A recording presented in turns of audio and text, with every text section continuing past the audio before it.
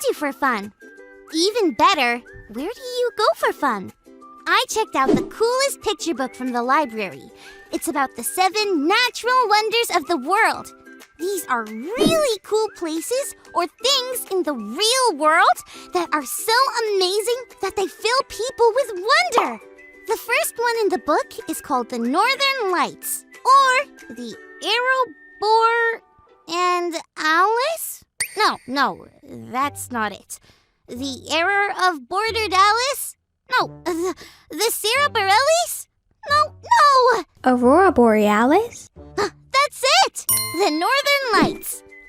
They are these amazing, mysterious, and wonderful lights that appear in the sky in certain parts of the world.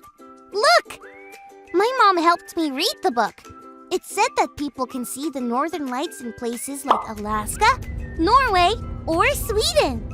People visit these places to see how big and awesome and wonderful the Northern Lights are. Those places are super far away, but maybe if we imagine hard enough, we can go there together. You want to try? Okay, close your eyes. Now, think of the Northern Lights. Think a roar, a boar, and salads. Think Alaska or Norway or Sweden. Now open your eyes. Wow! We're there! I think we imagined our way to Alaska. It's dark outside. I see the stars. But where are the Northern Lights? Wait! I remember! My mom read that the Northern Lights aren't always there. They only appear every once in a while. Wow! I really hoped we would see them. I mean, we imagined our way here just to see them. But we didn't!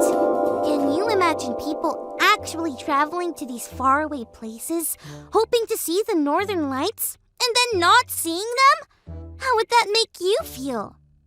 Have you ever put your hope in something or really wanted something to happen, but it didn't? Wouldn't it be great to be able to put our hopes in something or someone and never be let down? Let's check out our Bible story for the day.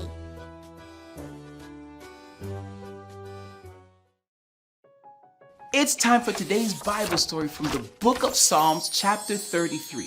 A psalm is like a song or a prayer that we give to God for many reasons. We do this as a way of worshiping God. Worship is doing something to show God how great and powerful we believe that God is. Psalm 33 shows us that one way to worship is to put our hope in God. Verse 4 says, "For the word of the Lord is right and true." That means that whatever God says, God does. So if we put our hope in God, we'll never ever be let down. We know this because it says in verse 11 that other people might let us down, but the plans of the Lord stand firm forever. The songwriter then gives examples of rulers and kings who did not put their hope in God, but other things like a king who built up a great army and put their hope in weapons and horses. Or a mighty warrior who put all their hope in their own strength. See, their plans never worked out, and the hope in these things failed. But verse 17 says that a horse is a vain hope for deliverance. It means that you can't depend on it, but God's plan for us and for everyone will always work out. And the hope we have in God will never fail us. That's why we wait in hope for the Lord. He is our help and our strength and our shield. God becomes like a shield that protects us from anything that might come our way. And behind that shield, we can dance and celebrate because we know that we're safe. In fact, dancing and celebrating are ways that we can worship God or show God how great and powerful we believe that He is. There are many ways to worship, but one is by putting our hope in God. So remember, we can worship by putting our hope in God. Wow! That Bible story really helped! There is something we can put our hope in and never be let down. God and God's plan for us. I put my hope in seeing the Northern Lights, and it didn't go as planned. But when I put my hope in God, it always goes the way God plans. knowing that really makes me want to worship God.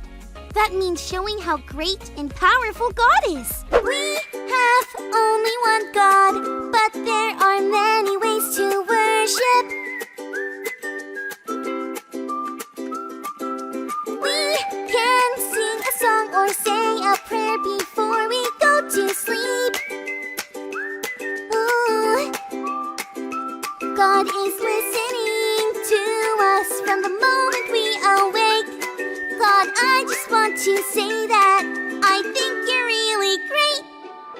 God, you are wonderful, so full of wonder. God, you are wonderful, so full of wonder. So full of wonder, so full of wonder. God, you are wonderful.